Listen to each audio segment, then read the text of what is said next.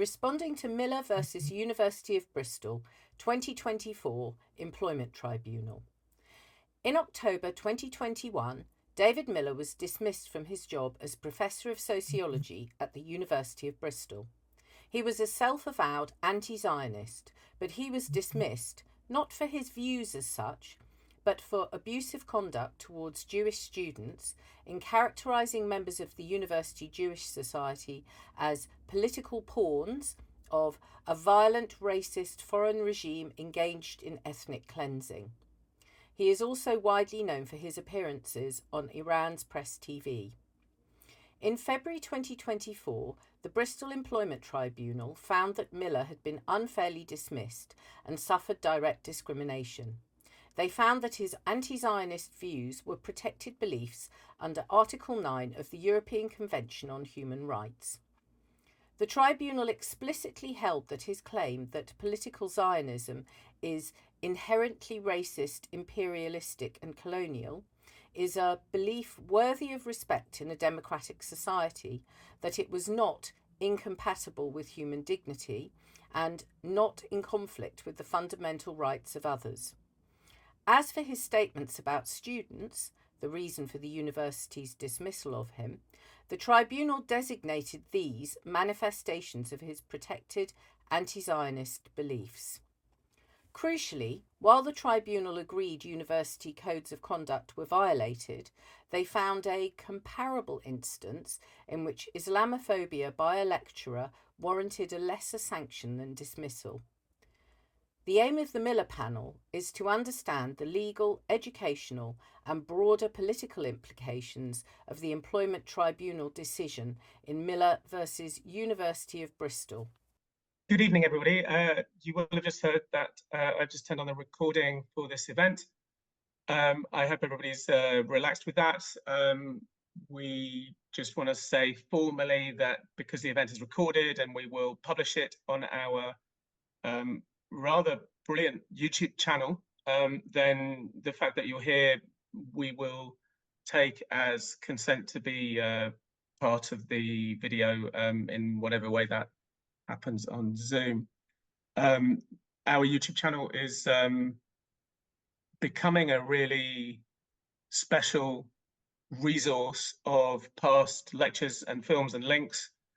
So I would recommend that to people, that people can go there and they can sign up to it and really make use of and share with other people those resources. We are the London Centre for the Study of Contemporary Anti-Semitism. We exist to challenge the intellectual underpinnings of anti-Semitism in public life. We are concerned about anti-Semitism on campus and in particular in academic discourse and academic work and academic practice. So you're all very, very welcome. I've just put two links in the chat there. One of them is the London Centre website, londonantisemitism.com. Please take the opportunity at some other time to explore and give us your email address in the top right-hand corner so that we can keep you in contact with us and with what we're doing. And this event is free. We don't charge anybody for our events. You're very welcome to donate what you might have thought would be reasonable to pay anywhere else, or to donate to support our work. The two links are in the chat, and I will not go on and hand over back to Johan for this brilliant event in which we will find out exactly how David Miller's anti-Zionism is respectable in a democratic society. Thank you. Thanks. Well, again, for the benefit of the recording, my name is Yaron Matras. I am Associate Fellow of the London Centre for the Study of Contemporary Anti-Semitism. My background is in linguistics, and I currently have affiliations with Aston University in Birmingham, with Hamburg University in Germany, and with the University of Haifa. And I will be your co-host for this evening for this event on the background, process and possible implications of the Employment Tribunal case, David Miller against the University of Bristol. I would like to hand over to my co-host, Beverly Brown, who will introduce herself and our two panelists. Thanks, Beverly. Hello, my name is Beverly Brown. I'm now semi-retired. I was at the University of Edinburgh Law Faculty for many years, then the University of East London. Then I left academic life to set up the imprint of Glasshouse Press with Cavendish Publishers, where I published David Hirsch's book, among many others, but that was a notable one. And I have most recently been involved with the University of London Overseas Law Programme, where I'm still an examiner in the law of evidence. So it's my happy... Also John Strawson's book, Beverly. What? Also John Strawson's book. You also published John Strawson's book. I did indeed, as I was going to mention, yes. So, but first I'm going to introduce James Murray, who's speaking first. James is an expert on how law handles academic freedom. He looks at the intersection of Education Acts, the European Convention of Human Rights and the Human Rights Act, and no doubt other pieces of law that I'm not familiar with, but he's going to tell us about. Obviously, in connection with the Miller case, the Equality Act and particularly Article 10 and especially Article 9, freedom of thought, belief, or religion is very important. James is both an academic and a practicing lawyer. He's an honorary research fellow at Buckingham University, and he also works in employment law at Doyle Clayton Solicitors. One of his many publications, and I do have to apologize because I can't read my own handwriting here, it's called The Thinkery and the Academy, examining the legal, I beg your pardon, practices, possibly, and interactions of academic freedom and freedom of expression under English law in Current Legal Problems 2023. I have read it despite my bad handwriting there. And he is going to look at the Miller case from the perception of the legal situation in terms of academic freedom. John Strawson, who's edited collection on Law After Ground Zero, I did indeed publish, as I believe, the first publication of Glasshouse Press, but has been at the University of East London Law School for 45 years, teaching in the areas of international law, Middle Eastern studies, Islamic legal studies, and he's now an emeritus professor there. He's the author of the book published in 2010, Partitioning Palestine, Legal Fundamentalism in the Palestinian-Israeli Conflict, a book that remains disturbingly relevant today. He's published innumerable articles in academic journals, but he's also very much a public intellectual who publishes in Fathom, has ongoing commentary in the Conversation, and appearances on TV and radio. It's a pleasure to welcome him to discuss the Miller case from the perspective of the issues it poses to universities and public discourse, especially in relation to the vexed question of the relation between anti-Zionism and anti-Semitism. Now, I'm going to offer a brief introduction to the case itself, if that's the order of events. In January 2024, the Employment Tribunal upheld David Miller's claim that he'd been unfairly dismissed by the University of Bristol in October 2021. It held that his dismissal, in being dismissed, he suffered direct discrimination because of his anti-Zionist beliefs, and that these beliefs were protected by reference to Section 10 of the 2010 Equality Act, which itself relates to the European Convention on Human Rights, Article 9, as installed in English law by the Human Rights Act 1998. He was also similarly discriminated against, the tribunal held, in that his internal appeal within the university against dismissal in March had been turned down. And he suffered harassment on the same basis insofar as a student complaint was escalated to being a disciplinary procedure. Various other claims about harassment that he made were dismissed. So his employment tribunal not only announced him to have been unfairly dismissed, it also inscribed anti-Zionism in his terms as a protected belief. Only the week before, we'd possibly been very happy to hear that Jo Phoenix at the Open University had her beliefs in gender-critical feminism upheld as being worthy of respect in a democratic society. The week later, we have the Miller panel. Just before talking a little bit about what this means about belief, I just want to tell you a bit about the background events because it gives you some sense of what's going on in the university. He was hired in September 2018. In February 2019, he gives a lecture in which he says Islamophobia in the UK is driven by 5 pillars, one of which is the Zionist movement. And he mentions some specific organizations, including the CST, Community Services Trust. The CST complains. Then a student complains. In April, it goes to the next level. It goes to the first level of the student complaint procedure. We're still in 2019. In June, the Professor Paddy Ireland dismisses the whole complaint, says there's nothing to it, that the university doesn't subscribe to the IHRA definition of anti-Semitism, and he's just using his own definition, that it's being against Jews on the basis that they're Jews. Then in September, and the Telegraph and the JC start writing about the case.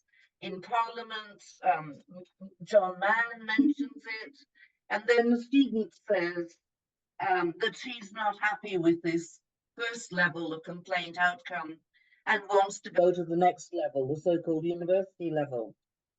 The university says, okay, this is all going on in September, but they say, hang on, we're going to discuss the IHRA definition. Can you hold on your case until we've done that? They don't do that until November 2019. They adopt the IHRA definition. Nothing happens. Nothing happens between September and May 2020. In June, she writes to them and says, so what's happening? Well, are you doing anything? They say, oh, well, what we've decided to do is kick it upstairs to, I was going to say the Human Rights Department, but we all know it's Human Resources. And the Human Resources Department calls in the QC, as she then is, Aileen McColgan, to do a report, and she reports in December 2020. So remember, this started in February 2019. We're getting report December 2020, and she says, there's no problem, everything's fine. It was just based on a few whispers. Various other things that have been mentioned aren't serious enough to violate any of the relevant legislation. So that's the end of the story. Miller gets very cross and says, I want this report published, it exonerates me. They're negotiating, on and on it goes. And finally, in February 2021, he makes a series of public remarks all about the students, in which he says they're agents of a foreign state, that they're pawns of Israel, and so on and on, various remarks in various public forums. At which point, the university then considers him in relation to gross misconduct, and he is fired. The dismissal letter says the relationship between academics and students is much more than a transactional one of education provision. Universities and academics provide not only education, but a safe space for young people to explore different viewpoints. To my mind, singling out students and their societies in the way you did was an abuse of the significant power differential between you and the students. Nonetheless, when it finally goes to the tribunal, they say they accept his arguments that all of this was over-motivated by disliking his beliefs and that it was disproportionate to fire him. They could have given him a lesser punishment, suspension or something like that. And that's essentially the outcome. I've already talked for too long, so I'm not going to go into the details, but I believe they will come out, I presume, of what it is that makes his beliefs worthy of respect in a democratic society. One of the criteria that's necessary for something to be held to be a philosophical belief that's a protected belief. So I'll stop now. And I beg your pardon, I'll stop now and we'll go to the first speaker, James Murray. There, hello. Hi, Beverly. Thank you very much for that very kind introduction. Good evening, everyone. So, as Beverly said, I'm a employment law and higher education law specialist, and I spend most of my time working on free speech and academic freedom issues. So I've got a great interest in the Miller case. I have written about him and spoken about him and his case previously, and I must say it was rather surprising to me to see the tribunal come down the way that it did. So on the Miller judgment, from a legal perspective, there's 2 points I want to make. First, the tribunal took academic freedom seriously in his case, but what it didn't do was approach academic freedom critically. And I think that's led to a key error in its approach to the legal reasoning. Secondly, I think the tribunal's reasoning in granting protection for Miller's brand of anti-Zionism was lacking, particularly when it came to respect to considering whether this was worthy of respect in a democratic society, that condition that Beverly has mentioned. So on the first point, I think it's worth pausing on a few details from the judgment. So Miller relied heavily on his academic expertise as a political sociologist in the field, as he put it, of Zionism and the Zionist movement. He referred repeatedly to his decades of academic research in the area, and he referenced a significant amount of academic work in his evidence. The tribunal, in turn, acknowledged and placed great importance on that. So I just want to read one very brief key passage which comes from the tribunal's reasoning, which I think shows it treated academic freedom with seriousness, but as I'll explain, without any sufficient degree of criticality. So it said, academic freedom is important considerations in the balancing exercise. Some of the comments for which Miller was dismissed relate to matters which are within the scope of his academic research and expertise. So when it talks about a balancing exercise in that passage, the tribunal there is referring to one of the key employment law tests, namely whether a manifestation of an underlying protected philosophical belief can be separated out from the belief itself and therefore lawfully impugned. So by lawfully impugned, I mean, for example, by disciplining someone or dismissing them. So in that balancing exercise, the tribunal is entirely correct that academic freedom must be taken very seriously and given a very significant amount of protection. Generally speaking, it is very difficult for a university or tribunal to interfere with genuine exercises of academic freedom. And I emphasize the word genuine there, and we'll come back to it. Overall, while the tribunal didn't consider the relevant international case law, it had the right instincts around the importance of academic freedom. But there is a significant but there. The tribunal didn't engage critically with it. It didn't consider the very nuanced case law of the European Court of Human Rights, which has described a concept of academic free expression. And it didn't seek to give any meaningful definition to what academic freedom is. So the result of that is, when it undertook the balancing exercise in determining whether Bristol went too far in dismissing Miller, it made a finding in Miller's favor, but I think it made an error in the way that it carried out that analysis. So let me just very briefly expand upon why, and I can come back to this in the Q&A as well. So in the paper that Beverly really kindly mentioned, I described there that the Human Rights Court in Strasbourg has developed key principles around academic expression, most specifically the level of its protection, and importantly, the qualifying criteria for activating that protection. So in terms of the level of protection, academic freedom sits at the very apex of Article 10 protection. It is the strongest type of protection you can get under the European Convention. Could you just say what Article 10 is? Of course, sorry. So Article 10 is the qualified right to free expression under the European Convention. So the Article 10.1 sets out the right, but Article 10.2 notes that there are responsibilities associated with exercising that right. And it essentially says that you can restrict exercises of the right to free expression if you do so proportionately in a way prescribed by law and no further necessary to satisfy legitimate aims. So it's that Article 10.2 assessment that the tribunal was essentially carrying out in Miller's case. So it enjoys the utmost level of protection under that article. But what's really important to remember is that academic free expression isn't a carte blanche for academics to speak on any topic they choose to, or to engage in speech without reference to some kind of scholarly underpinning. So in the relevant case law, what it says is that the speech must have an academic element. And there's different ways you can show that. So you might show it through, for example, what is usually kind of core academic work. So, for example, peer-reviewed papers, things like that, which have adhered to, basic scholarly standards of rigor and research ethics, etc.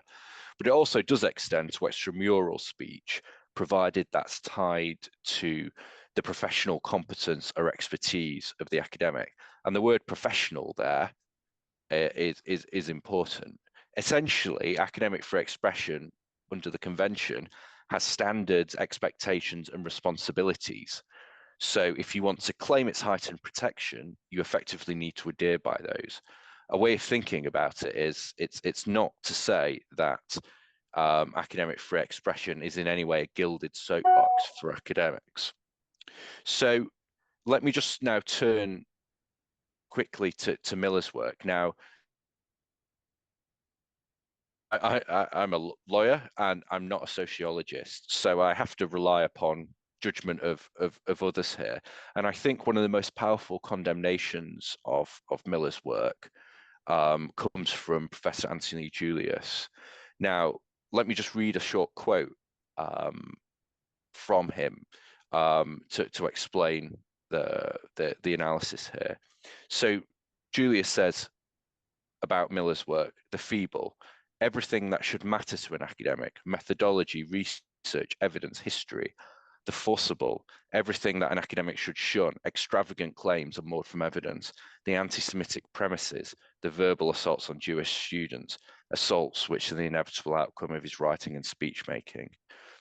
So what I say is, if the tribunal had approached the concept of academic freedom critically and through the lens of the relevant international case law, and if we accept Professor Julius's conclusions, then Miller's claim to the protection of academic freedom looks strained in the extreme. And in many ways, it could be considered antithetical to the underlying requirements for necessary academic element. So we see there where the error comes into the reasoning. The tribunal takes at face value the protection for academic freedom, but it doesn't scrutinize whether Miller's work should have properly conceived been entitled to that level of protection. And without making that assessment, it can't balance the proportionality question properly. And that proportionality assessment is fundamentally why Miller won his case. And if that was done wrong, then I think it casts the decision into doubt on a profound level. Now, I did have a second point, but I realise I've been going on for a while, so I can always return to that in the Q&A and let John speak instead. Can I just give a little excerpt from what he means by anti-Zionism before? Of course. This doesn't tell you the quality that he says Zionism, or political Zionism, is an ideology that asserts that a state for Jewish people ought to be established and maintained in the territory that formerly comprised the British Mandate of Palestine. And anti-Zionism holds that that belief is inherently racist, imperialist, colonial, sometimes he says settler colonial, and he also considers Zionism to be offensive to human dignity. And finally, he feels that there's an obligation to oppose it arising from these characteristics. That's just to give you a sample. John, sorry for the interlude. Not at all. Thank you very much for the kind invitation to speak, and thanks for the welcome, Beverly. I'd just like to say one or two things about this case. I think it's a kind of Alice in Wonderland case, in the sense that there was the only person who is allowed to give meaning and content to anything is David Miller. He is the person who defines what Zionism is. He is the person who defines what anti-Zionism is. And there is no one else who in any way is allowed to express or is given the space to express a counter opinion within this case. So he is the only person who defines Zionism exactly as Beverly has just said. He completely repeats this formula many times, and it's repeated many times in the case itself. And what's very interesting is, of course, that Bristol University hand first of all the student complaint and the complaints against him to Paddy Ireland. Now, I have to admit, I've come across Paddy Ireland in my 50-year academic career. I do know the person. And what's interesting about Paddy Ireland, and it's something that we should be warned about, those of us who have argued that the IHRA definition of anti-Semitism should be accepted and should be used by universities and in fact by other institutions. What he says about it is, A, it is somewhat controversial. B, therefore, he will use his own definition of anti-Semitism. His definition of anti-Semitism is discrimination against Jews as Jews, which is, of course, not really a definition. I then notice that the University of Bristol seeks a professional legal opinion from McConaughey, the KC, who also goes through the question of the IHRA definition of anti-Semitism, says that it's actually not a definition. She quotes Stephen Sedley as saying it's not a definition. And actually, the quotation from Stephen Sedley, KC and Judge, is actually contradictory, because he ends by saying the definition allows those advocates of Israel to use it. So if it's not a definition, how would they know how to use it? But anyway, he says it's not a definition. It has no defining elements. And then, of course, as a consequence, this legal opinion by this KC, which they must have spent a fortune on getting, has absolutely no definition of anti-Semitism, but and therefore obviously concludes that David Miller has not breached any rules in relation to anti-Semitism. Well, that's logical, because you have no definition of anti-Semitism.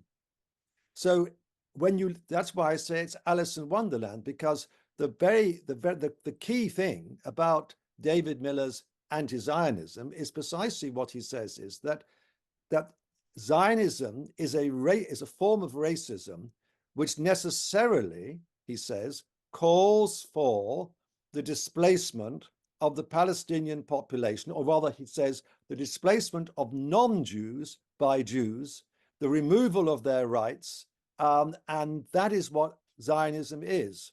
So we have a very clear definition of Zionism, and then he makes it very clear in his lectures, and he has these slides, which has a diagram of a conspiracy theory, in which right at the sort of tentacle end is, of course, the Bristol University Jewish Society.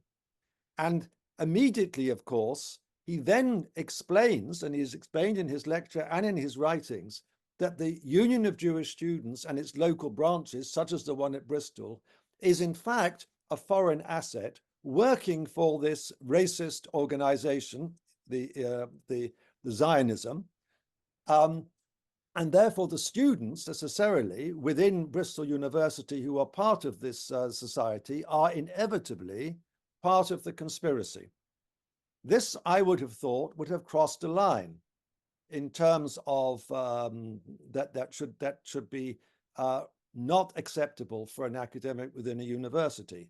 However, of course, the whole argument around that this is a philosophical belief, that anti-Zionism is a philosophical belief, is, of course, in itself curious. And I was thinking about this because a philosophical belief could be liberalism, communism, socialism. It could be postmodernism.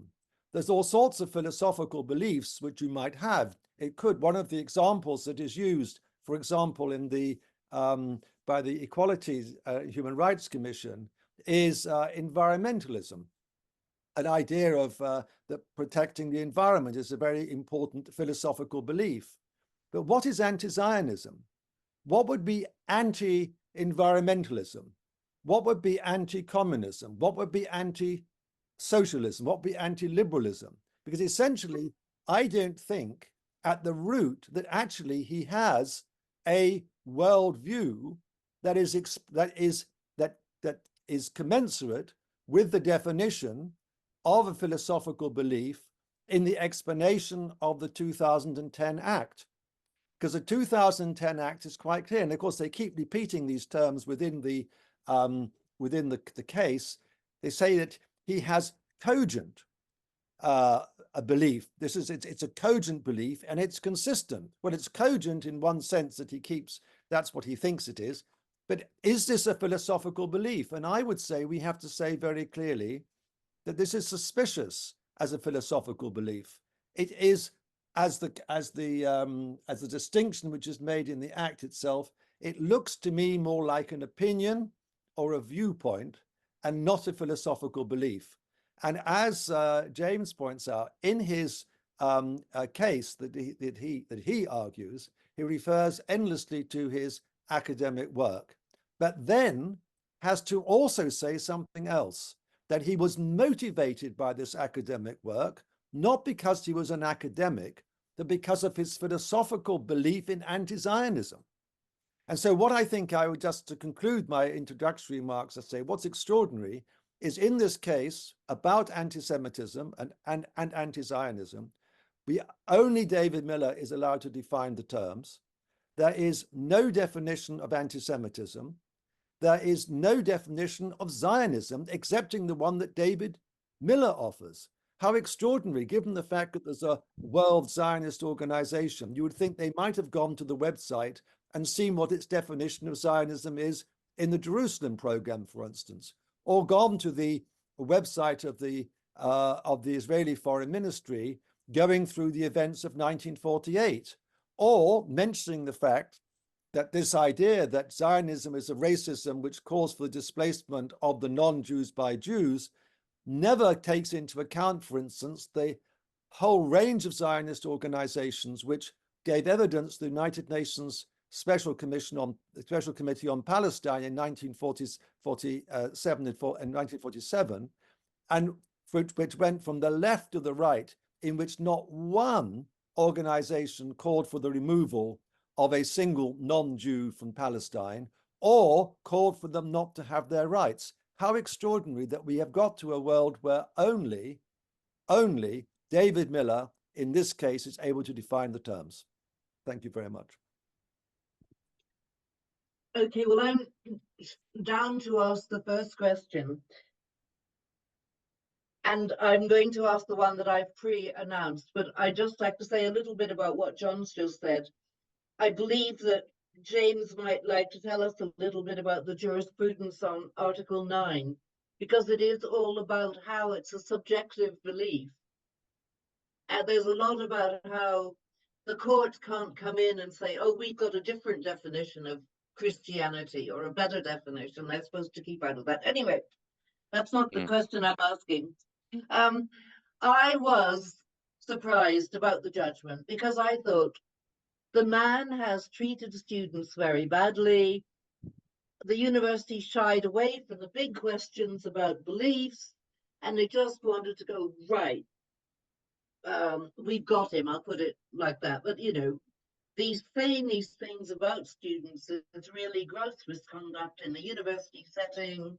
As the dismissal letter said, it may be speech, but it's being treated more like a speech act, that in acting that way, he's intimidated the students. Yet in the case, they just seem to treat what he said to the students as a manifestation of belief, to go to the point you were making earlier, James. And I was wondering how they did that. Does that mean they just collapse everything back into the protected category of speech and take it away from conduct? Well, I think there's a couple of things. Sorry, James, can I just interrupt? Sorry, yeah, I please. Raising their hands. So just a reminder on the technical, we're going to have a few more questions and a few more contributions from the panelists. And in about an hour or so, we'll open up the Q&A session. So please hold on to your questions, write them down if you don't want to forget them, and we'll then invite. Sorry, James, please go ahead. Yeah, I think it's a really good question, Beverly. I mean, on a technical level, we fall down on that point because of what was put in the dismissal letter, which was clear that there was animosity, maybe that's the wrong word, towards his views as defined as anti-Zionism. So from a technical perspective, we fall down on that. But the real fundamental error, I think, happens before that in the reasoning, and also after that. So there's 2 points there. There's the point as to whether he should have qualified as a protected philosophical belief, and then there's the point after that, whether, assuming he does qualify, should his manifestation in the form that it took been separable from that belief such that it wasn't entitled to protection. Now, on that second point, I've already said I think that's wrong, because and I have to be honest, if I was advising Bristol at the time, I almost certainly would have said to them, look, you know, Miller's gone too far here. What he did and what he said about these students in the forum that he said it, this is, you know, grossly inappropriate for a professor to do. You are safe to dismiss him. It was actually. Isn't that why they did dismiss him? They did dismiss him, and if I'd been undertaking the legal analysis prior to this case, I would have said, well, actually, I would say that probably is proportionate, because what he did was so extreme. This is why, one of the key reasons why this decision has come as a real surprise, I think, to many practitioners that I've spoken to, that the tribunal let the proportionality assessment fall in his favor. And I think the reason why is because they put too much stock in him being an academic without analysing whether this was genuine academic work he was seeking protection for. And I think there was a real error in the way that Bristol pleaded this case as well. And this goes to a lot of the points that John was making, which I pretty much entirely agree with. Bristol didn't challenge anything he did or said as anti-Semitic, which and the tribunal expressly makes reference to that as having been confirmed on several occasions by Bristol's counsel, which I found quite staggering that they took that line. They also didn't seek to look past and into the McColgan report, which I also think was a very strange thing to do. The McColgan report has actually been leaked, and you can read it. Just a second report into the student activity. Precisely, which deals with the question of academic freedom. And similarly, she makes the same analytical error, in my view, of not engaging with academic freedom critically enough, and it's the same error the tribunal makes.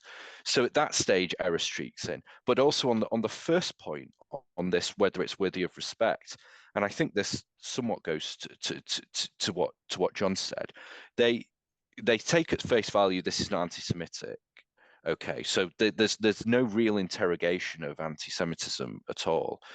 But what they also fail to look in to interrogate is the nature of the view as he defines it being anti-Zionism.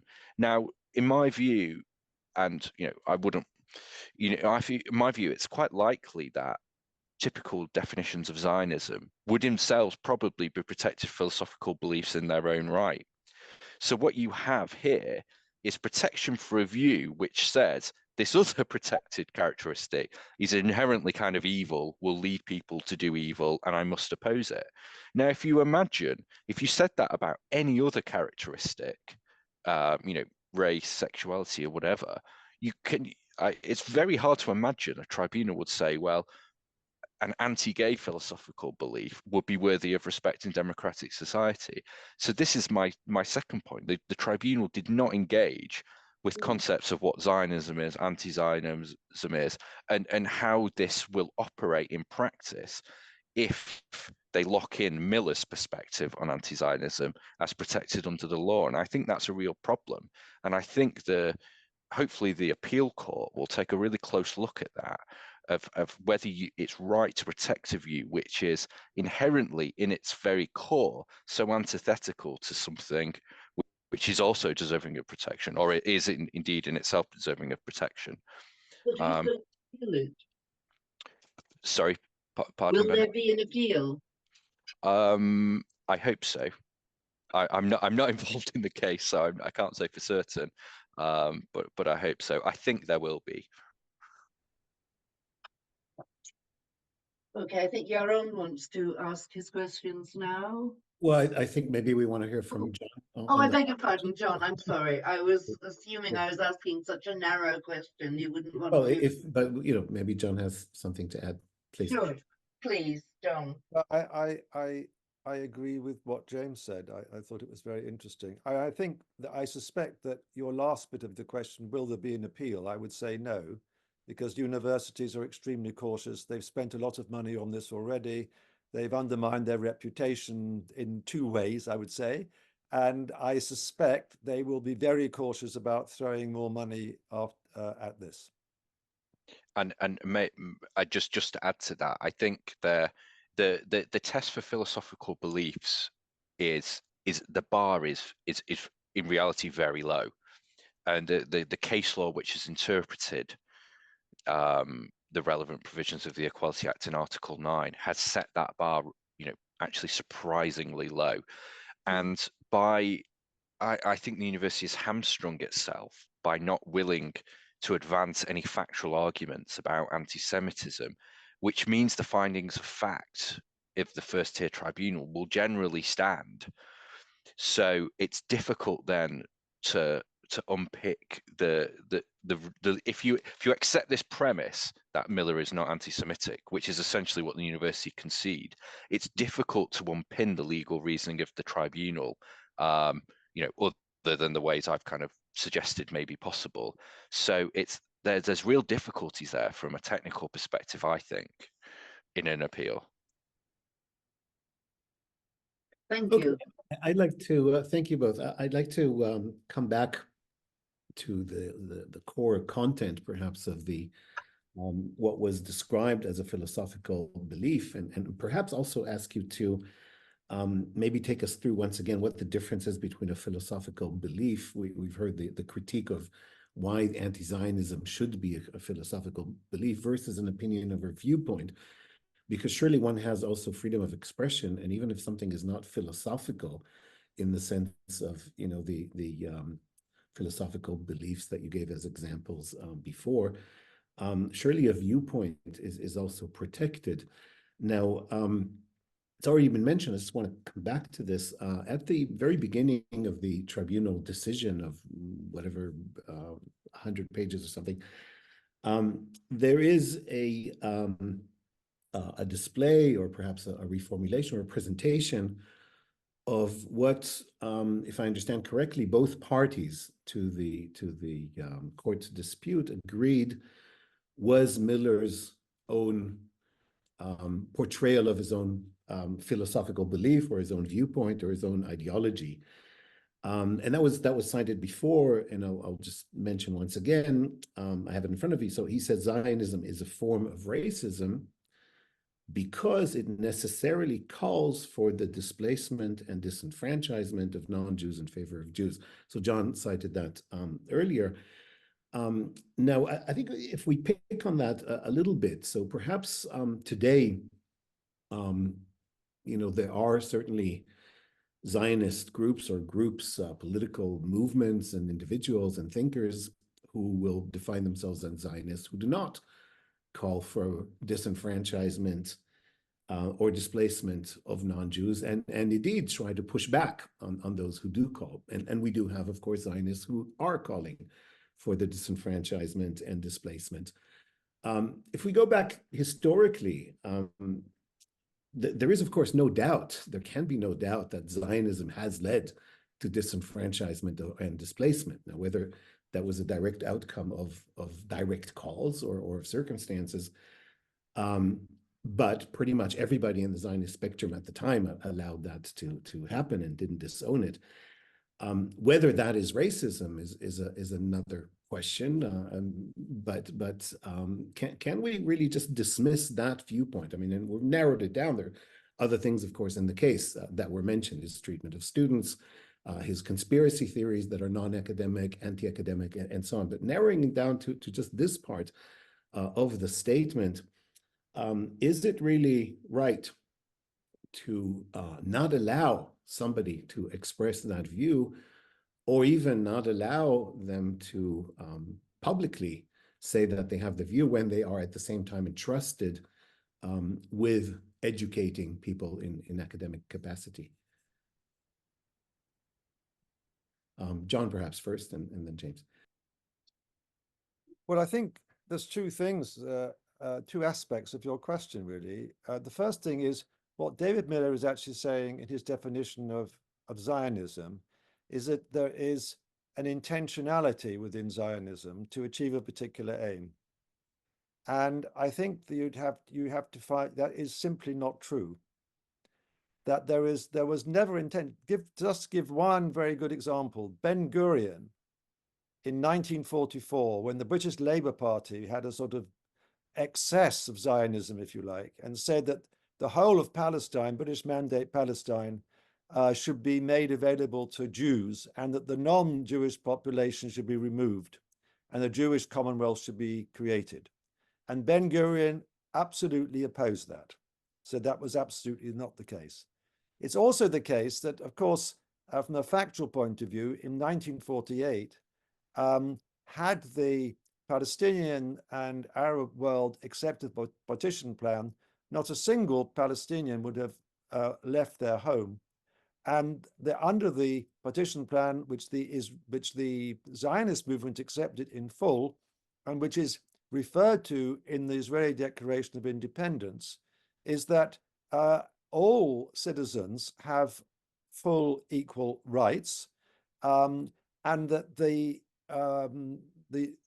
actually the Declaration of Independence also says that the new Israeli state will work with the UN to implement the partition plan. Of course, this is something which, of course, never happened. So I think it's difficult to say that as a consequence of Zionism, there was displacement and dispossession of the Palestinians.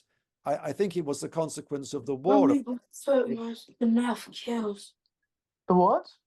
The nerve. Nerve? Yeah, You don't know that it's on nerve. Let me see. it is. Can whoever is muted, You please? don't know what the nerve mute is. yourself. I do. Where? You You don't have a nerve in your You shin. need some muting. But that don't know. Come here. You probably bruised it. Take down your pants. Your trousers. And Well we done. can't see who's talking. Can you please mute yourselves, everybody who is not on the panel, so that we can continue? Thank you. So I think that those factual reasons, but I think there's another point that you raised, which is it in itself necessarily anti-Semitic to have a view that there is and have a particular view that the creation of the state of Israel was a mistake or was an error or it shouldn't have happened, and that it has had consequences for Palestinian rights. I think that, of course, that is a perfectly acceptable political outlook.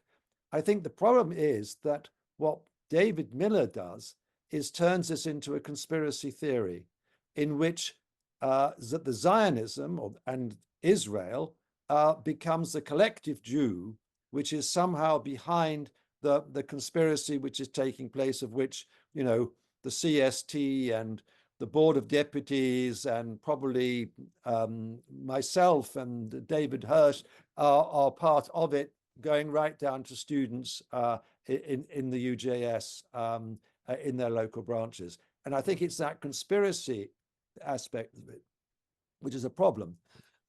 However, I would say opposing the creation of a Jewish state in itself is not anti-Semitic, but I don't think that's a philosophical belief.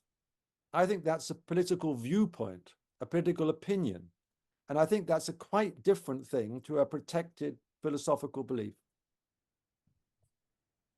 Thank you. James, you want to add? I agree with that final statement. I mean, it's I suppose a strange testament to how low the threshold is for what is a philosophical belief, and I can perfectly see why there is academic objections to elevating with such a low bar many things to that kind of level under the case law. I think in particular, using philosophical beliefs as a vector to try and try and bring additional protection to these kind of beliefs is particularly inappropriate. Now, the way that I was looking at this is that, you know, he struggles, for the reasons that I gave earlier, to elevate himself to the level of the academic free expression protection for all of the reasons that Anthony Julius has set out and I briefly touched on. So instead, he needs to kind of take refuge in this lower threshold of belief, and it strikes me much of what he seemed to say was somewhat disingenuous. He says on the one hand, you know, I've formed these views through decades of academic research, but also, by the way, I'd never change my views for anything, which is a really strange move that he makes. And he does that, possibly on advice, who knows, in order to jump in from viewpoint into political belief. And the move there is a kind of crafty one he makes in order to get the protection of the Equality Act. The threshold there is relatively low, and one criticism of the Granger test, which is the relevant test here, is that it's, you know, a crackpot's charter. You know, the more ingrained you are in your belief, the less amenable you are to kind of critical reflection, or, you know, all of the things you would associate with good academia, you know, being open-minded to the point that you're willing to accept refutation, rebuttal, criticism, etc. He has to deny that entirely in order to get the protection, which is very strange. I mean, probably, I think John is right. You know, if we actually pinned him down, you know, he would say, well, really, this is just a viewpoint he's developed through research, and it must be conceivable that he could, you know, change his mind somehow if new evidence was presented to him. So it's I'm interrupting you, but just because that's so relevant to the first, there's 5 tests under Granger. The belief must be genuinely held. That's the subjective bit.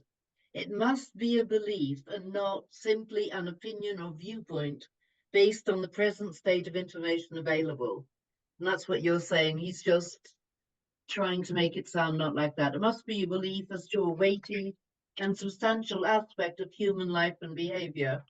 I mean, other people have said, I never travel by air because I believe in environmentalism. I don't know what he does. It must attain a certain level of cogency, seriousness, cohesion, and importance. That's what John was particularly talking about. It must be worthy of respect in a democratic society, be not incompatible with human dignity, and not conflict with the fundamental rights of others. As David points out in his article, that is a matter to be decided solely by the judges who happen to be sitting on a tribunal, in this case, a very low-level tribunal. Anyway, sorry, just interjecting the 5 Granger criteria. So please carry on now that I've interrupted you. No, sorry, that was really helpful. I think it's worth putting just reiterating the gloss that case law has put on all of those things. Especially for cogency argument, the scrutiny that the tribunal puts to that is very, very light touch. So, you know, Miller couldn't stand up to John's interrogation on any of that, but, you know, the tribunal sets the bar very low, which is unfortunate. And I think on many of these points, as we were kind of drawing out in this discussion, it highlights the fundamental weaknesses of the Granger test, really, and how it can be hijacked by, you know, well-advised people to get into a level of protection which was probably never really the intention here. You know, kind of views which you would never expect to be categorized as, you know, near religious philosophical beliefs, which is fundamentally really what this is designed to protect.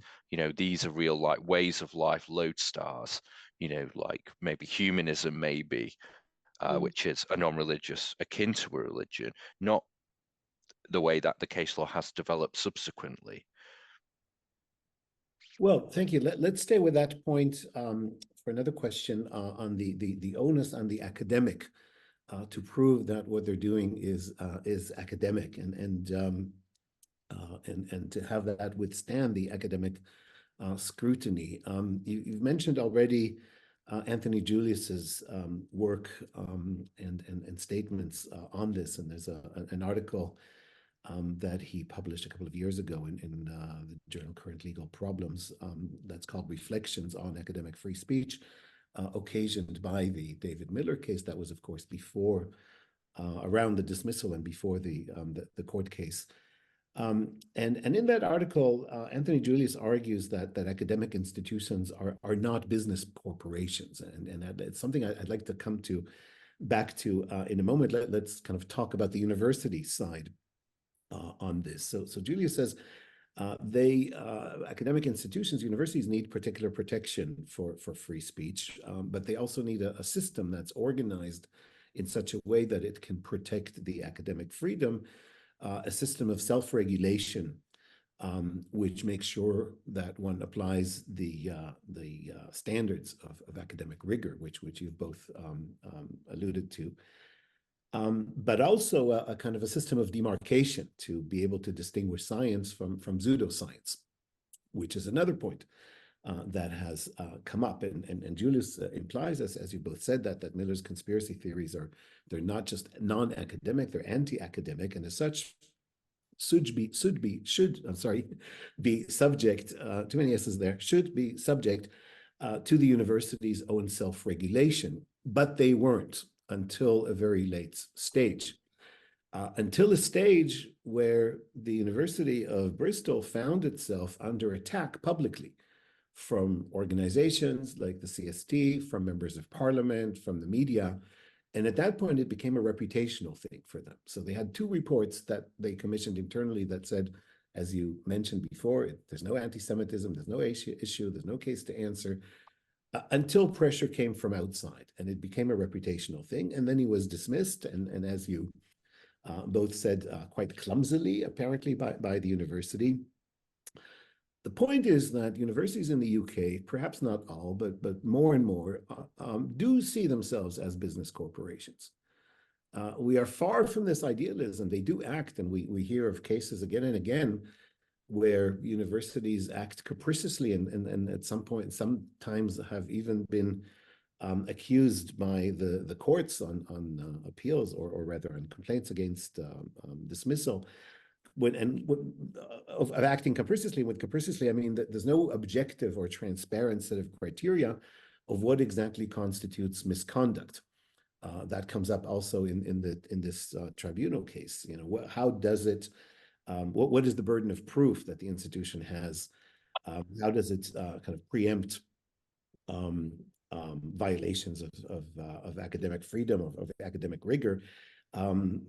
Decisions are taken usually by a small group of administrative managers. They convince the top executives to go along with the decision, and they're not necessarily accountable, at least in many universities and most universities, to the wider body of academics.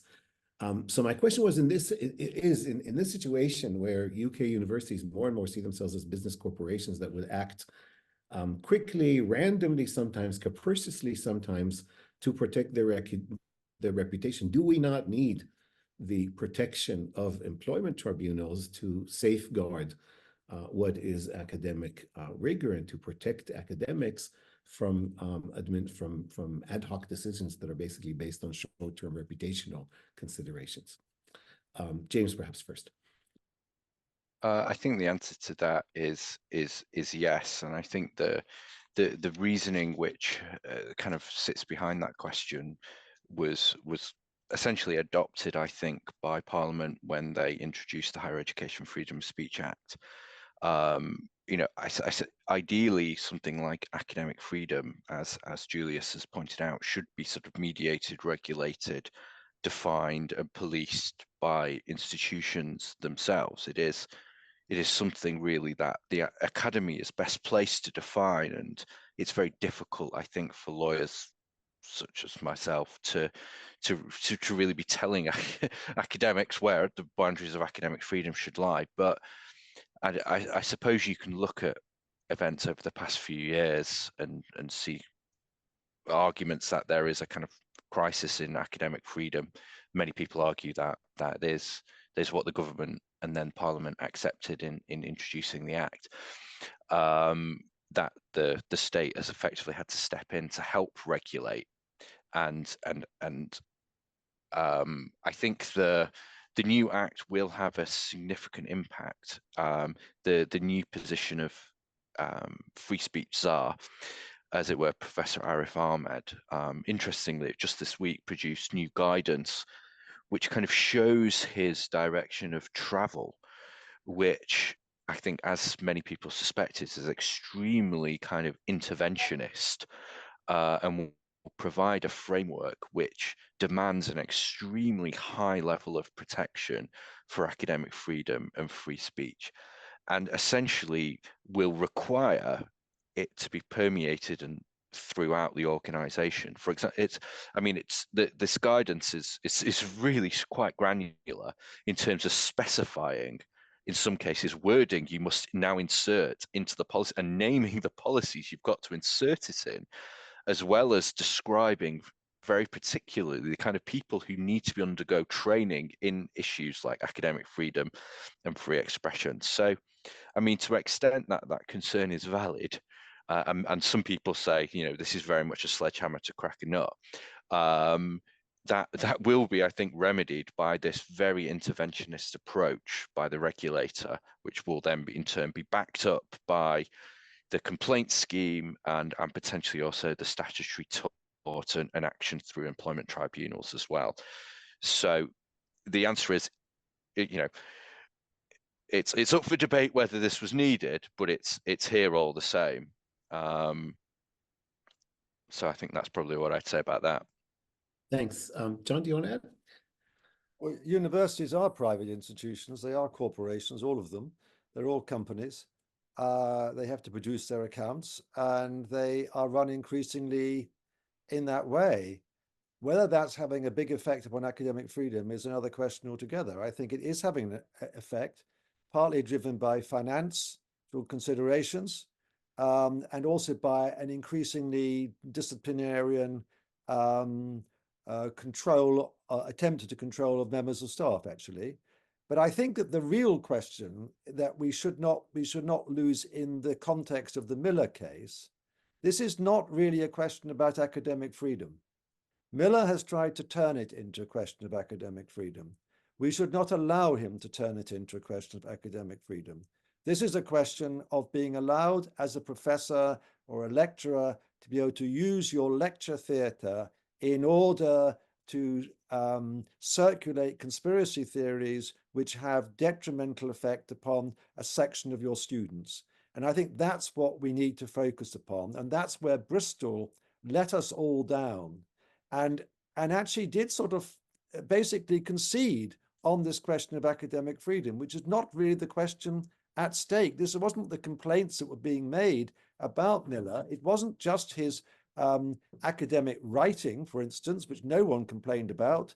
It was about the way in which he applied that academic understanding in the classroom by naming actual student organizations within Bristol University of which some of his students would have been members. That was the question at stake.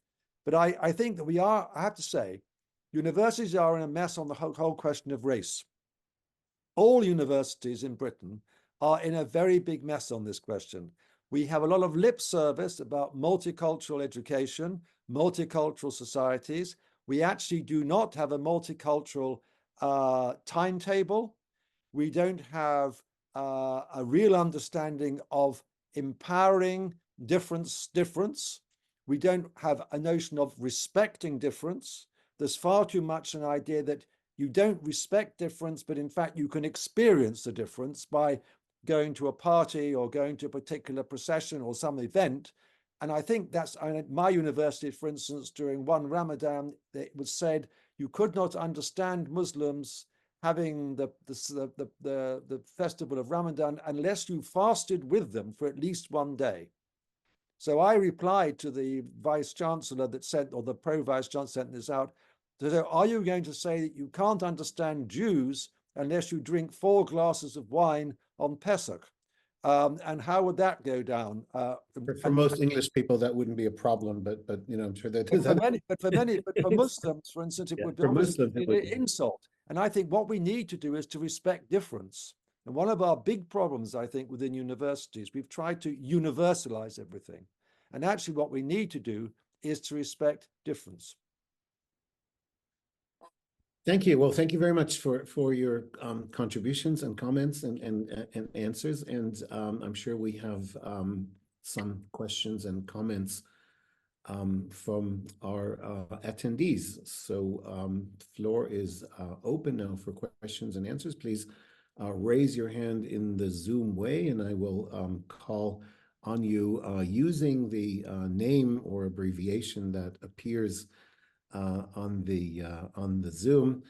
And if you can also, when you unmute yourself, also, if possible, or open the video so we can see you as well.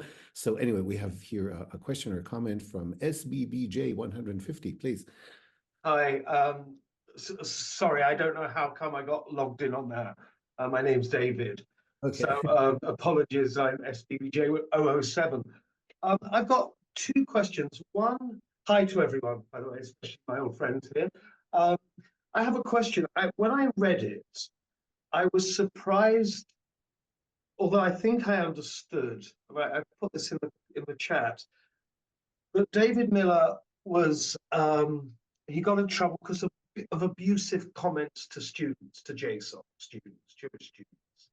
But as far as I understood it, and John mentions this, it's actually part and parcel of his thesis, if we can call a conspiracy myth a thesis, that those same Jews, of what he accused them of, goes to the heart of being part of what he sees as the anti-Zionist network. So I couldn't quite see how the tribunal separated the two, other than knowing that they couldn't rely on an allegation of anti-Semitism because of the KC's finding early on, and the nonsense, the tautology that anti-Semitism is Jews, attacking Jews. So I found the distinction between the abuse given to the students as beyond the pale, every pun intended, as beyond the pale, but not the thesis itself, which could only lead to that abuse. And the other question, and I was just listening to James on this, would David Irving's belief as to, if not Holocaust denial completely, but more or less, would that be a philosophic belief under this type of, under this particular finding? Anyway, those are the two questions I have. Thank you very much indeed. So, thank you, David. So, and the first question about the how could the tribunal separate the allegations of abuse of students from the what was recognized as a philosophical belief? James, first. Just quickly on the David Irving question. The answer would be Holocaust denial would definitely not be protected.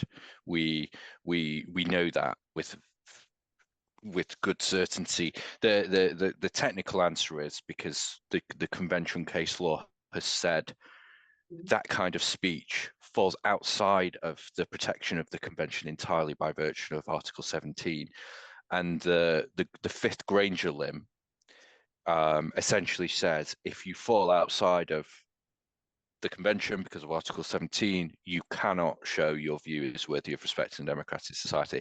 That effectively is the test, more or less. So, you know, a Holocaust denial like David, like Irving, couldn't plead a protection for Holocaust denial under the Equality Act.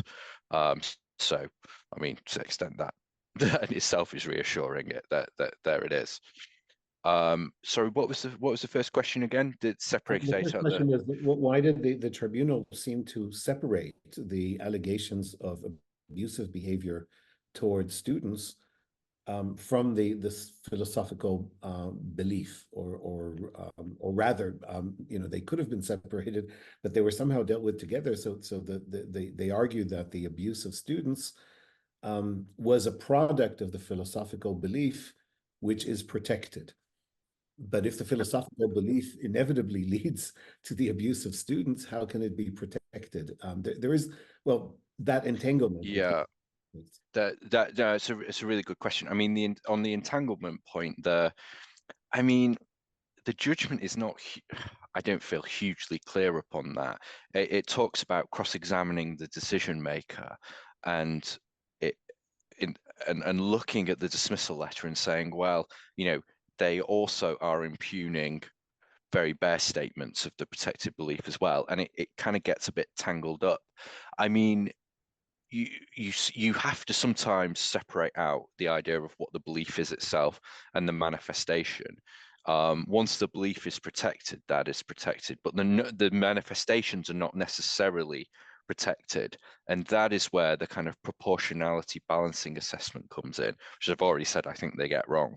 The way that they actually ended up dealing with it, which was a little bit odd, is that there's a mechanism in employment law to effectively reduce compensation for contributory conduct. So they effectively, what they said was, yes, we accept David Miller was very naughty and this was completely inappropriate, what he did about the students, but it wasn't so naughty that he should have been dismissed for gross misconduct. So what we're going to do is make a finding of direct discrimination, but then reduce the compensation down, which is, you know, very unhelpful for, you know, it's not by very far from being a kind of clear win for Miller, but, you know, it's very unhelpful in terms of the headline. You know, he says I was discriminated against, even if most of that award gets kind of chopped down after the event because his conduct was very culpable. So maybe the answer is it looks very strange. Maybe that's just a product of how employment law works in that particular regard. Well, not only did they say he was naughty, not in those words, but they, if he had stayed for a few more months, they would have dismissed him fairly. Yeah, I mean, that is that way. So their comment on the Judeophobia tweets were just pretty gobsmacking. They say, oh, these were, you know, except he would have said them in any event, and they say, I believe, these weren't connected to the philosophical belief, rather remarkably, but they are connected to his beliefs, which shows, and in a lot of his tweets, he reveals his hand on a lot of these things. So if it had been argued in a slightly different way, maybe they could have showed the Judeophobia tweets and said, well, look, actually, what he's saying about this being not anti-Semitic is actually kind of proffered in, you know, that's not really what he believes. And that could have been attacked more. So it's very strange, the comments on those later tweets. And you're right, that did mean that his award was further reduced. John, do you want to add anything to those two questions? People who want to speak, so I think we should get them. Thank you. Okay, so we have two right now in the queue. James Mendelson first, please.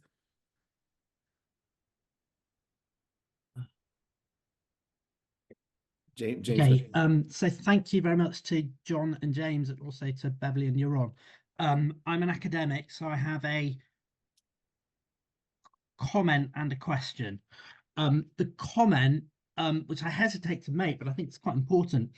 There is a very sad, but I think probably illuminating and necessary comparison that someone probably should make between how Northumbria University treated Pete Newburn with how the University of Bristol treated David Miller.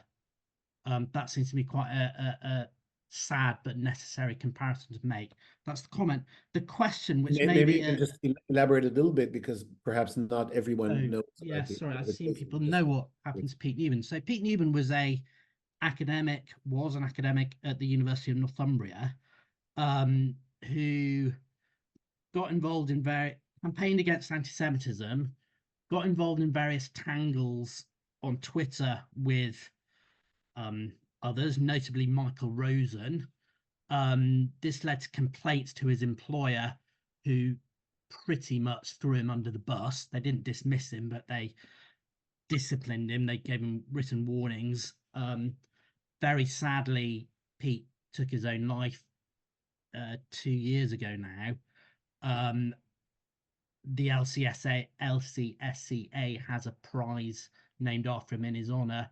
That seems to be quite a necessary and important comparison for someone to draw out. The question, which may be a thick one, is why was no expert evidence called to the tribunal to address the nature of anti-Semitism, or to interrogate what Miller's position was? Who wants to go first, or who wants to address that question? John, do you know, or does anybody know the answer? I think James is the person who might know. Okay, so James. I mean, the answer is because it wasn't advanced in argument. Bristol didn't say anything he did or said was anti-Semitic, so there was no need for that kind of evidence. So it seems to me that because Bristol, because they weren't prepared to find that Miller was anti-Semitic, the tribunal itself was never going to either. Is that Absolutely. I mean, I think that's what reading the case and reading McColgill's opinions, which he gave to the university, the KC, it's quite clear that nobody at any stage was prepared to stand up and say what Miller has done is anti-Semitic. No one was prepared to do that. And I think that says something very serious about the state that we are in at the present time, which has become obviously much more stark after October the 7th. And it is quite shocking, given what, as the tribunal doesn't exactly say, but hints as to what has happened to Miller since he has left Bristol University and launched his new career with Iranian backing, where, quite frankly, he is openly anti-Semitic in almost all his activity. And it's quite clear that there was a real failure to actually deal with this question of anti-Semitism by Bristol University. We know, and you're an academic, you know as well, universities are really cautious about these kind of things. They're not very brave institutions sometimes. And I'm afraid Bristol was certainly not brave. And also, curiously, why did they go to a KC who was well known to have particular views about other people within the public domain who were well known to express anti-Semitic views? I'm thinking of a former ex-MP who was quite well known, and I think she had tweeted in support of him. And it's quite extraordinary that they went to her. The Yes, implications more something broadly. perhaps about. I'm sorry, Jen, go ahead. Sorry, where does it leave us? Because the implications are gloomy. Well, Yes, precisely. that's what I would say, that this is, of course, not a precedent from a legal point of view, but every single university HR department will refer to it in similar situations. That's the problem. So effectively, it has become a precedent. Yeah. And that's the worrying thing. It has become a precedent for the internal practice then of HR departments who might even fear to go down that route lest they should be sued and suffer the humiliation. And I think this is exactly, I think the reason that we wanted to have this discussion and some of the anxiety that we're hearing and experiencing is you know, what's going to happen now. Is the threshold now a different one within academic institutions to tolerate certain views? We have a question or comment from Galit Salai, please. Hi, hello. Just a minute. I'm not very good with Zoom. Okay. Find the button that's perfect. There we go. Hi. Can I just ask, is this recording going to be on? So is that going to be on an open YouTube channel? Yes, that's usually the practice of the center. It's going to be on the website, right. on the YouTube channel, Okay. website. Okay. So if you want to formulate your comments accordingly with that in mind, yes. Okay. Okay. So I just wanted to just sort of almost like put some positive, just a few just positive notes, just because I basically spoke to the president of JSOC just before the meeting, and I'm not a student at the University of Bristol, but to the community, we sort of knew that quite last minute. A lot of people that I know and are friends with wanted to attend the meeting, and for some reason it was fully booked, and then the tickets opened after. So that's very, very interesting for us. Apparently there is an appeal. That's what I understood. And also just to say that I understand about the precedent. So, you know, they're sort of, they're very almost like optimistic about the sort of lack of precedent legally, but I understand that there is the other implications, obviously. And also just to say that one of the reasons that the students couldn't attend that today is because they were nominated on a lot of awards and are attending a ceremony this evening in London. There's Jewish students and JSOC. So just to say, yeah, that you know, there is a little bit of good news. They were incredibly brave, the students. You know, just protesting and coming from a place of real gentleness and sort of dialogue, as opposed to other people who were just basically doing something completely opposite.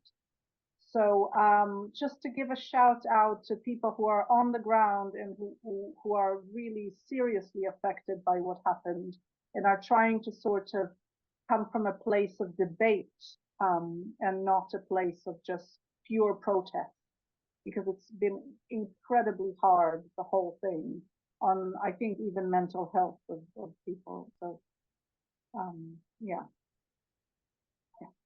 Definitely. Thank you for that. Of course, we've been talking about some of the legal aspects of the case and the ideological and projections for the future, also in the general public and political discourse. But in the middle of it, of course, are individuals who, in those kind of situations, suffer a tremendous amount of stress and humiliation and other things as well, and we have to think about that as well. And I can say from my own experience and experience of other people that I know in academia that these kind of events can be very, very difficult to handle. Do we have any other question or comments? I just say something Yes, please, of course. I mean, and I have to say the Union of Jewish Students has to be congratulated for the way in which they conducted themselves during this whole episode. And I think it's a testimony, and I'm very privileged. I often go to universities and speak to Jewish students, the UJS and other Israeli societies and so on and so forth. And what I have to say is absolutely amazing is that even in these difficult circumstances, there was a really vibrant student Jewish life on campuses. And that is a really important thing. And I think for those of us who are no longer students, we really owe you a great debt, and we must give you as much support as we can. Yeah, I have to say they needed, I mean, they were doing that on their own, really, but I mean, we were sort of trying to support them as best as we could, and sometimes we underestimate such young people, how incredibly brave you have to be to stand up to this. It's just, as adults, I was in absolute awe because I myself was scared. So yeah, it's just really commendable, and I'm just so thrilled that tonight, they couldn't attend because they were busy getting, they were nominated. I don't know what they got, but they were just busy, with the accolades. So that's just great. Okay, I'm seeing that there's some movement on the chat. It's quite difficult for us to monitor the chat for questions. So once again, you're invited. We still have plenty of time, and if somebody wants to make a comment or a question, then we will gladly give you the floor. But it's hard to do it off the chat. Can I say something just to fill in a bit of time? Sure. I mean, what people are thinking. This whole Article 9 thing seems to have crept up on everybody. I mean, the leaked McColgan report that James mentioned, yes, it talks about academic freedom, but only about Article 10, freedom of expression. There's not a whisper about Article 9.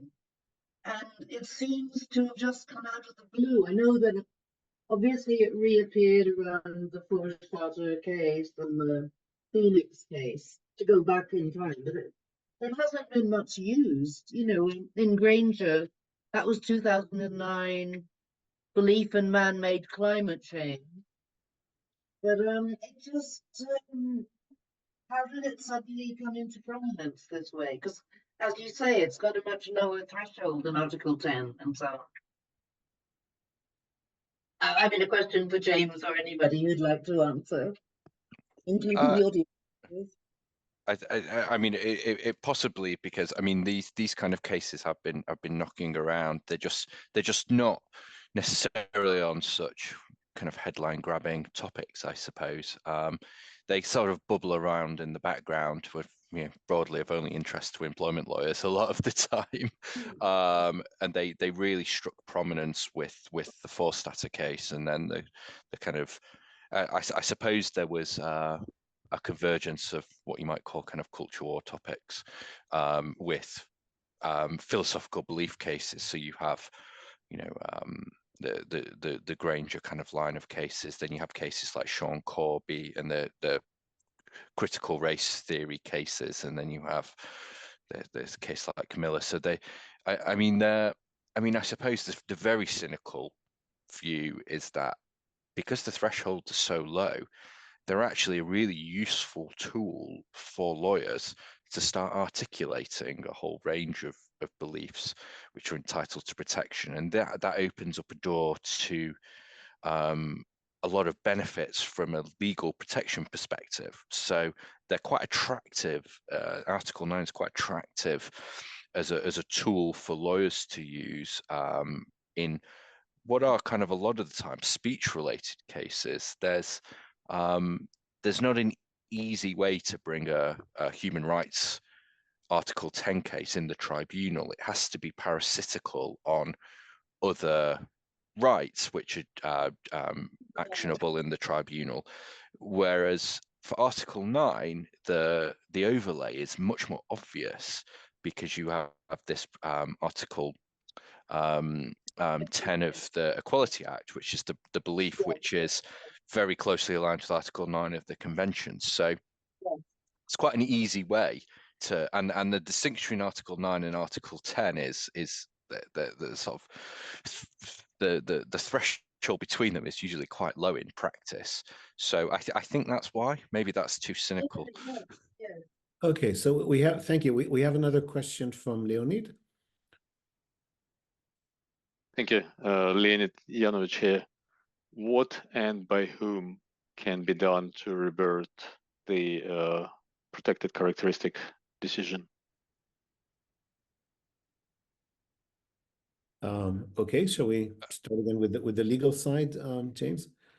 I mean, I suppose it would through the appeal, the appeal tribunal may say, well, the tribunal got it wrong on its substantive assessment of whether this averred belief passes the Granger threshold.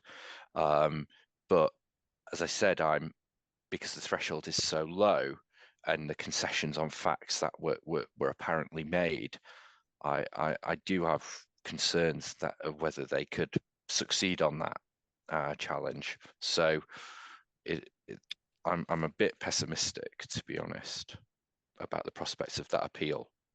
And who can request to appeal it? Who can appeal it? Only Bristol? Fundamentally, yes. I mean, I suppose there's bits and bobs Miller would appeal, particularly the finding of contributory conduct and the way his award has been dealt with. But obviously, he's not going to appeal the main finding on the Granger belief. So yeah, Bristol. John? Be useful is, sorry, go on. Yes, I mean, I think it's a very interesting question. I mean, I think, to be quite honest, it's probably legislation that we need. And we need to look at the Equality Act a little bit. And I think there's a lot of stuff in the Equality Act, particularly under the explanation of Article 10, about, for instance, which was not really raised, about you only have a protected right providing you don't affect the rights of others. And it seems to me quite clearly that in this case, Miller's inverted commas beliefs did actually affect the rights of others, in particular Jewish students, or members of the Union of Jewish Students Bristol branch. So I think that there is something there, but the problem with court cases is it just depends upon the parties as to whether you have an appeal of the grounds on which the appeal are going to be launched and so on and so forth. And it may be, I think we need to look at this question again. And I think I would say we need a different bar to what is a philosophical belief, a better definition of what it is. And I would suggest a higher bar. That's what, when I looked at this whole thing, I was thinking, can you imagine if an academic said, I'm an anti-Christian. This is my philosophical belief. And if someone said they were anti-Muslim or anti-Islamic, you would say, is this not Islamophobia? And so it's that what I think is so strange about this particular idea of anti-Zionism, or that anti-beliefs are what should be protected. It does seem to me that the intention, certainly of the framers of the European Convention on Human Rights, who certainly would never have imagined this kind of case ever emerging, but they certainly were thinking of the status of belief similar to those of world religions. They were not imagining something that you could say, I have this belief and I will tell you what it is, which has happened in this case, and therefore it must be protected because it is a philosophical belief, and invent this whole story that the only reason that he carried out the academic research was because he was fired by this philosophical belief. But I think that, to me, seems to be peculiar. So I think we need a proper rational discussion and possibly some legislation to clarify the question. Well, but is anti-abortion a philosophical belief, or on the other side, anti-nuclear armament? Or somebody mentioned before, one of you mentioned anti-environmentalist before, if that existed, and it does exist. I don't know, Nigel Farage, or is that an anti-environmental? So are those philosophical beliefs, or just, again, just political points of view in a political debate? Exactly. I think that we have to, and that the act itself makes a distinction between, opinion and viewpoints and philosophical belief. And I think we've kind of, as James says, we've got such a low bar as to what a philosophical belief is, that it does give full rein to lawyers to make arguments in this area. And I do think this does move a long way from the intention, certainly of the framers of the European Convention of Human Rights, in terms of what they understood, in terms of the freedom of religion and belief. Okay, thank you. We have another question from Marcel Stötzler. Sorry, can I have a follow-up? In a moment, let's let Marcel first, and then if we still have time, we can come back to you. Thank you. I have just a question similar to the one I posted in the chat. I'm struggling to understand the relationship between the protection of academic freedom and the protection of so-called philosophical beliefs, which seems to me quite different. So do I understand correctly that this whole thing has actually nothing to do with academic freedom? Because academic freedom to me would not necessarily be the protection of beliefs, but rather the contrary, the protection of basically trying out arguments on the basis of partial evidence or on the basis of knowledge as it presents itself at the moment, and so on. That's what academics do, right? So we are not defined through our beliefs. We are defined through academic practice, which seems to me a totally different thing. So all this talk about these so-called philosophical beliefs, which don't seem very philosophical to me at all in the first place, I find that very confusing. So this whole thing has nothing to do with academic freedom. Is that correct? This kind of gets into some technical weeds slightly. So when academic freedom was, and the expression of his academic research was very relevant to the case, but the way that it comes in as relevant is slightly distinct from the question of whether it's protectable as a philosophical belief. There is a slight nuance there. Where it comes in is in the proportionality assessment undertaken to determine whether the manifestation of the belief in this case objection can be taken to it lawfully. So it's a very technical piece, but in carrying out that proportionality assessment, one would have effectively reference to the importance of the speech being expressed. So if we accept that what he's saying has some sort of academic quality, then it's a more important species of speech and it's harder to interfere with. It weighs in his favor much more strongly. Now, what we're saying in terms of it not being an academic freedom case is properly construed, what he actually did and was being impugned was not an exercise of academic free expression, and therefore should not be treated as such by the tribunal. And that was their fundamental error in reasoning, which led to the balancing exercise coming out in his favor, when what they should have done is interrogated it more critically and said, actually, what you did here was not properly construed and exercising academic freedom. It was something else. Therefore, we're going to give less importance to what you did in that balancing exercise. And I don't know whether the tribunal would have said, well, in that case, Bristol were okay to dismiss you, but it's a fundamental point which needs to be, I would say needs to be redone. That analysis needs to be redone with a proper understanding of what academic freedom is. So hopefully that makes sense. I know that is a bit in the weeds there. Okay, well, we'll take one more question. We're heading toward the end now, but let's hear from Jeffrey Olderman, and then John, if you have something to add to this, maybe we can come back to this point. Jeffrey, please. Yeah, thank you. I simply want to, I've drawn attention in the chat to a very important letter sent to all institutions licensed by the Office for Students, which of course doesn't have power in Scotland. 5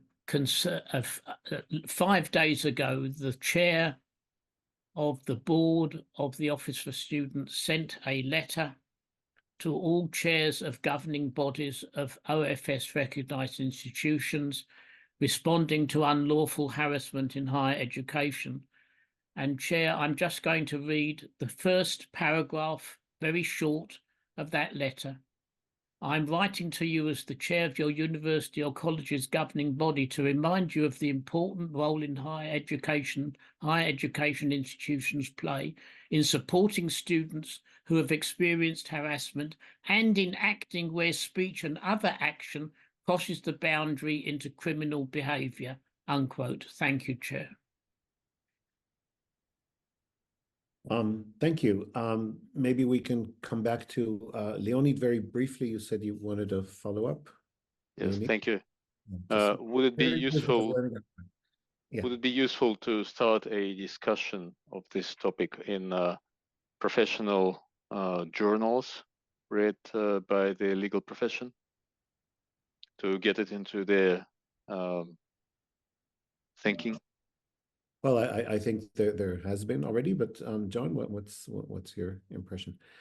Yes, I think that there's been quite a lot of discussion, and I'm sure the journals will be full of submissions at the present time on this case from all sorts of people, maybe from James, indeed, and those who work in the area of employment law and maybe in the general area of human rights. So yes, I think this will be something that's taken up. I think Jeffrey's point is very helpful, actually, that there is something taking place. And just to go back to this academic freedom thing, the way in which Miller has been able to construct his public defense, not in the tribunal, is that he's standing up for freedom. And what that misses out is that what about the students, the freedom of the students, to be able to develop, to inquire in a normal academic atmosphere. In a free way. And I think that's what it has been missed out of this, and the point that Galit was making about the role of students is important. And we have to remember that academic freedom is not just to do with academics. It is far more important than our right to say what we want.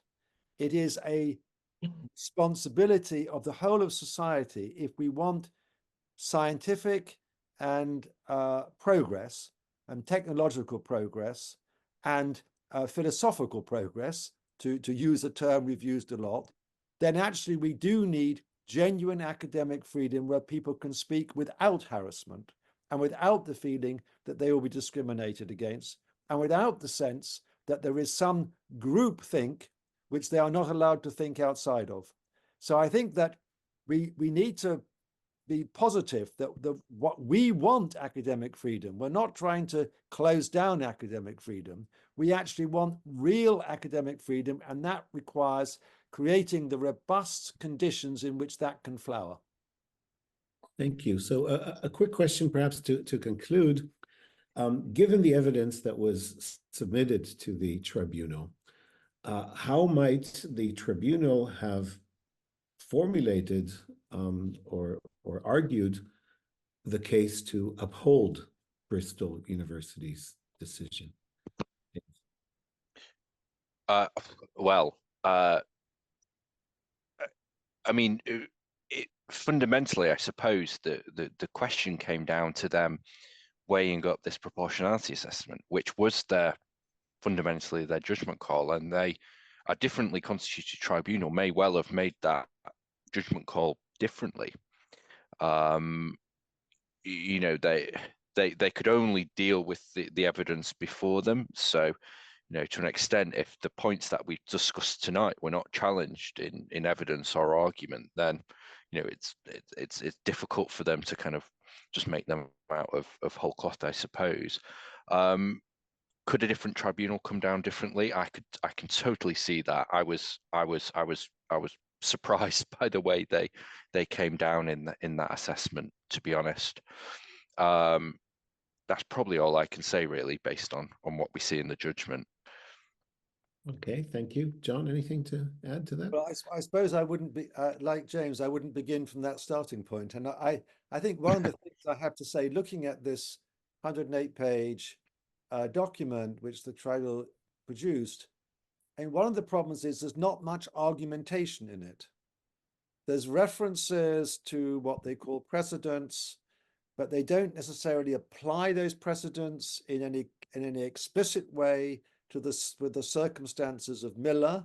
And I have to say, if a student had written it, I would have said, where is your application? You know, I would like to see more. You've done a bit of interpretation, you've begun to do some interpretation, but you haven't actually done the application. And I think that's my frustration with the tribunal, but that's with all tribunals, because I'm used to reading you know, decisions of the International Court of Justice and the British and American Supreme Court, where you actually have this application. So if it's true that Bristol are going to appeal, and we'll have to see. I can't find any evidence of it online. I just looked. If they are going to appeal, then of course we might get a different decision. But I think what we have to say out of this is that two things. Academic freedom is really important. David Miller doesn't represent a campaign for academic freedom. He actually wants to shut down discussion, not to open it up. And secondly, we have to be very careful about what we mean by philosophical beliefs in relationship to academic work. And I think I agree with what was said earlier. There's a very big difference between academic work and between a belief. And I think that on the whole, we've kind of what the tribunal did as a matter of convenience, and because of the litigation strategy that Bristol adopted, it collapsed the two things together. And I think that's one of the big problems we have. And now we have, I think, a serious situation, I think, within academic institutions about how they will conduct their relations with members of staff in similar situations. Okay, thank you. I think that was an appropriate and exhaustive summary of our discussion, and I think we're at the point where we should close. And thank everybody. Thank you for your interest, for joining us. This discussion, not this one, but the discussion about this case and these issues and related issues will continue, and I'm sure many of us will meet again. So I'd like to, yes, I see the question there, but we really need to close now. Could James post a link to his article? He said he'd written something about the case. Could that be posted in the chat? I don't know how quickly that can be chosen, but if you write to James or look up his name, or maybe James just tell us the name of the journal, and then it might be easy to remember the name of the journal. We don't always remember the places that we publish in immediately just offhand, but if you remember, and otherwise, there it is already. So that's the YouTube of it. That's it. That's just, okay, thank you. Hold on. Thank you. Thank you. So please, as long as it's there for the next minute or so, you can copy that off the chat. So once again, thanks to everybody. Thanks to our panelists, John Strawson and James Murray. Thanks to Beverly for co-organizing, co-hosting, and co-preparing this with me. Thanks also to Martine Hayes for the organizational support on behalf of the center. The center has many events, and look up the website and the Twitter account or join the mailing list for information if you're not already on it. Thanks again, and whoever is technically hosting can now shut us down.